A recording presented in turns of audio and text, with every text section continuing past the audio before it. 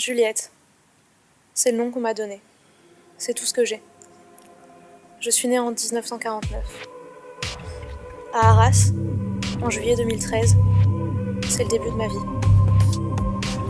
Ce journal, c'est mon histoire. Arras, 44-14. Résumé de l'épisode précédent. Camille Fernand de la scientification. Que si c'est un virus, il pourrait avoir ses femmes. Il y a des trucs louches. Ah bon? T'as un portrait de meuf qui circule. En fait, les nazis la cherchent. Et je crois qu'elle est en danger. Deux types, ils embarquent une fille, on les file au train. Ma grand-mère était d'ici. Elle a suivi Constantin, mon grand-père. Il était polonais. Un héros. Juliette, tu fais partie d'un tout. Tu es unique. La seule à posséder la clé d'une expérience qui te dépasse. Des dessins porte-séries tatouages dont vous m'avez parlé. Je crois qu'ils sont tirés à l'Institut de Colligan. Vous aviez raison, il n'y a pas de sang. Oui, le ch'ti à l'appareil. Bonjour, Frédéric est là. Je suis Joe. Jonathan. Ah ouais. Ah Joe, bah alors. Bah il est en interrogatoire là. Tu veux quoi Joe? Bah, c'est à propos de la collègue, là, la fille de Paris. Ah non, de Lyon. Elle est lyonnaise. Oui, enfin bref, la lyonnaise, elle est limite louche en fait. Disons qu'on dirait que elle joue un double jeu, quoi. Ah bah non, hein, comment? Elle est de l'Institut national de la police scientifique quand même. Hein. Ça veut dire quoi, double jeu? Bah, avant de vous appeler au bureau, elle a appelé quelqu'un sur Arras, au moins elle reçoit les ordres. Bah bon Joe, c'est pas simple, hein. Mais elle me paraît louche à moi aussi. En tout cas, elle est quand même bien collante avec l'inspecteur. Et j'aime pas les gens qui savent tout. Bon, je vais voir ça d'un peu plus près, à plus. Ouais, merci pour le tuyau, hein. Ouais, bah tu lui passes le mot, je vais laisser un message. Ouais, d'accord. Allez, salut Joe.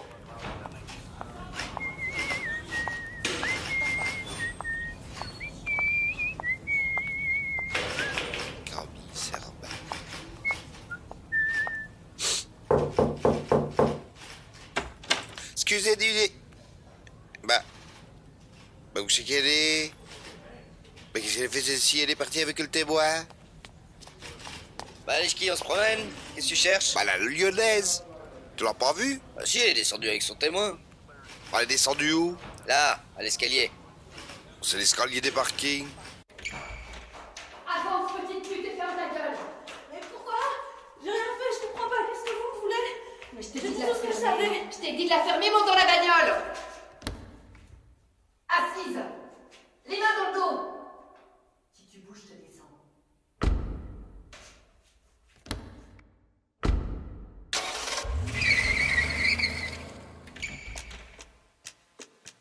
Oh bah merde alors, la lyonnaise, elle a enlevé la petite. Oh, le patron, il voit vraiment rien. Allez, au petit lèche-qui, à toi de jouer. Bon, ça va pas être simple, mais il dans là-dedans.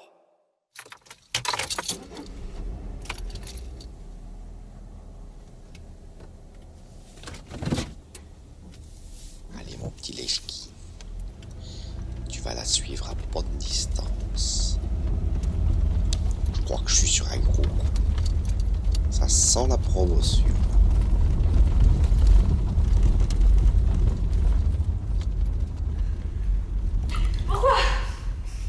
Pourquoi vous m'avez amené ici? Vous êtes pas de la police? La police. Mais la police n'a rien à voir là-dedans. Ils sont trop cons. Je suis de la scientifique. Pour eux, c'est de la science-fiction. Je sais rien. Je comprends rien à vos histoires. Tu vas m'écouter. Ah, dame. Écoute-moi. Je vais te rafraîchir, elle et moi. Juin 44. Arras est occupé, ça te parle? Qu'est-ce que vous voulez? Un groupe de résistants est emprisonné.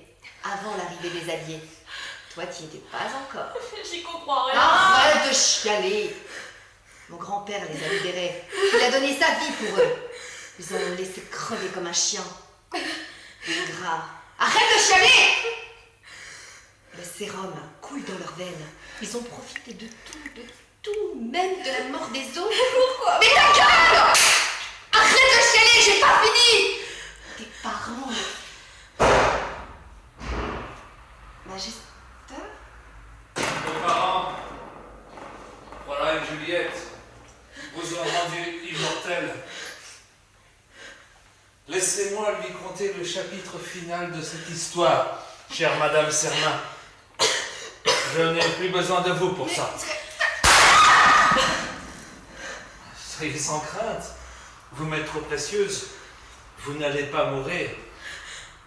Non, pas tout de suite. Pas comme elle. Qu'est-ce qu'elle a bien pu venir faire à Meryl Fiber, ça Laurent Blangy, avec le témoin. Pas simple. Oh, il y a des coups de feu. Mon petit Lechki, il faut que tu demandes des renforts. Excusez-moi, inspecteur. Il y a Lechki qui est sur un coup difficile là. Il m'a rien dit de plus, mais il a besoin de renfort. Il a parlé de coups de feu. Il est à Meryl Fiber à Saint-Laurent-Blangy. Mais qu'est-ce qu'il fout là-bas? Il a rien dit de plus. Il a juste dit qu'il y avait eu des tirs. Bon, Aimé, venez avec moi. Votre garde à vue est finie. Oh, inspecteur! Ah, content de vous voir. Tu me résumes la situation? Bah, c'est pas simple. C'est la lyonnaise. Elle a pris en otage la petite. Et après, il y a un type qui est arrivé juste après. Un vieux. Et puis après, il y a eu un coup de feu.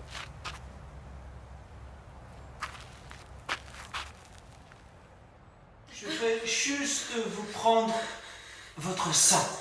Enfin, si je peux le nommer ainsi, car ce qui coule dans vos veines, ce n'est pas exactement du sang. Il s'agit d'un liquide plus fluide, plus énergique, plus réceptif. Là, j'ai mis au point cette merveille. Il y a juste un petit défaut. Mais le hasard m'a permis de résoudre cette erreur. La solution, c'est vous, petite demoiselle. Vous êtes l'enfante de mes deux cobayes. Il faut remonter à 1944. J'ai enfin réussi à mettre au point cette formule instable, celle de la vie éternelle, qui devait servir notre armée toute puissante. Malheureusement, je n'ai pas pu finir mon travail. Vos amis, vos alliés ont arrêté net la plus belle création du Reich, la vie éternelle. J'ai à peine 20 ans. Mais vous avez bien plus qu'à 19 ans. Vous ne vous souvenez pas, mais vous êtes né en 1949. Je vous ai retrouvé il y a un an. Mais vos petits soldats, mes propres cobayes, ont réussi à vous cacher. Ici, à Arras. Il n'a pas été simple de vous retrouver. Mais passons ce pénible chapitre de l'histoire. Bon, on fait quoi maintenant, patron? Camille nous a baisés. S'il y a eu un coup de feu, c'est qu'elle est probablement morte. Bah, et le petit vieux alors? Ah, c'est pas un bon petit vieux.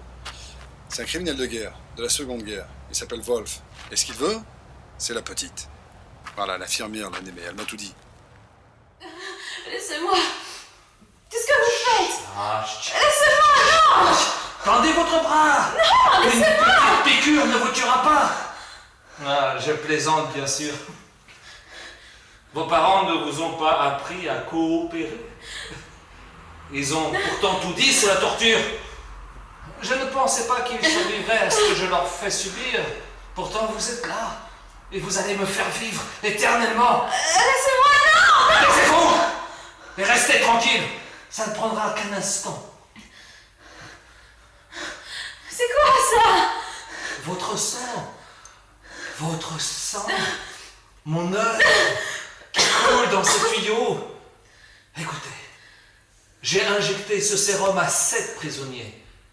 Vos parents en étaient, mais ma formule était incomplète.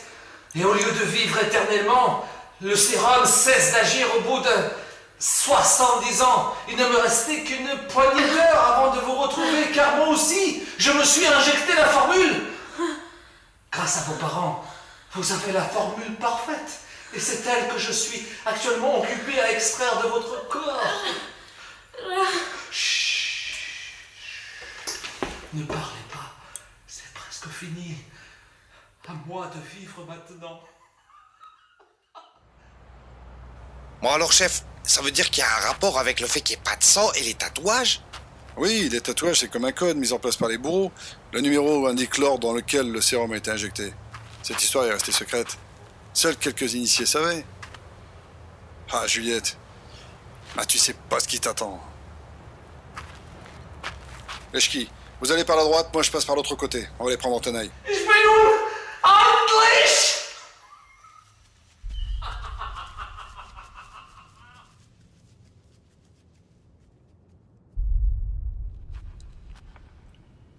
Ne bougez pas, police. Lâchez votre arme et main en l'air. C'est bon, pas trop, tirez pas. Leschki, Elle est là. elle est où? Elle respire plus, chef. Leschki, appelez les secours. Dépêchez-vous. À mesure que je me vide de ma substance, je renais au néant de mes souvenirs. C'est trop tard. L'impensable a eu lieu et l'indicible a pris forme. Mon Dieu, je meurs au moment même où j'apprends que j'étais vouée à l'éternité. On dit que le sang est source de vie. Ce n'est pas du sang qui courait dans mes veines. Je charriais innocemment un terrible secret. Trop tard. Un alchimiste maudit reprend ce qui lui appartient. Vite. Échapper à ce cauchemar insensé. Vite. Sombrer. Oublier. Toutefois, au-delà du silence dans lequel je vogue, je reconnais la voix de Némé. Elle hurle mon nom. Je perçois l'agitation, l'élulement d'une ambulance. J'ouvre les yeux et ils plongent instantanément dans ceux de Némé. Pour elle, mon éternité ne signifie rien. Ce qu'elle veut, c'est une vie. Une vraie vie, ensemble. Juliette. Juliette. Juliette. Juliette.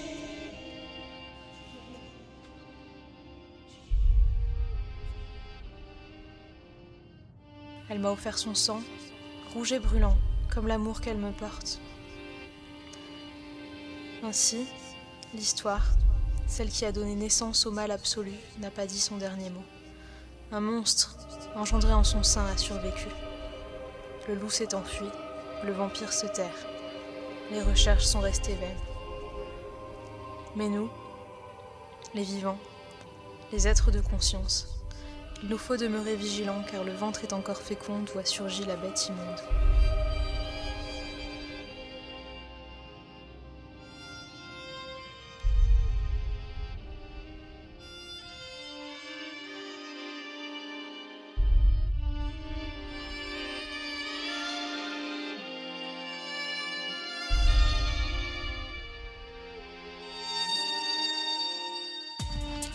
Arras 4414.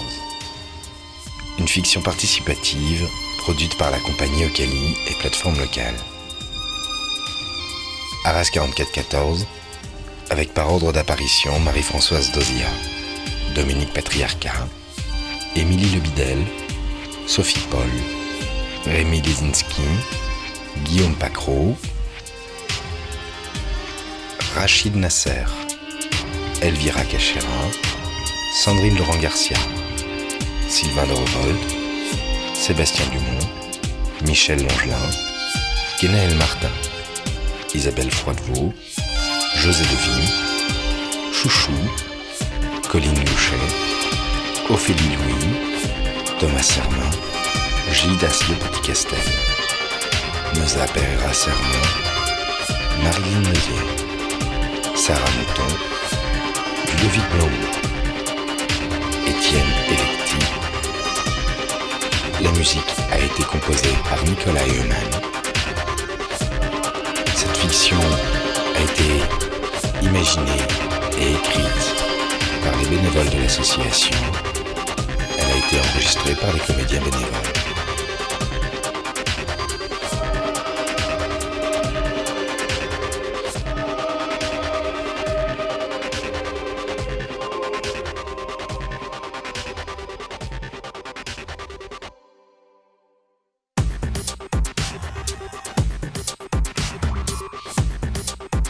Arras 4414 sur Radio BFM, une production de la compagnie Ocali et plateforme locale. Diffusion de l'intégralité de la fiction, précédée d'une interview, au Créneau Magazine de PFM. Le mercredi 16 novembre à 22h, le jeudi 17 novembre à 16h30 et le dimanche 20 novembre à 9h.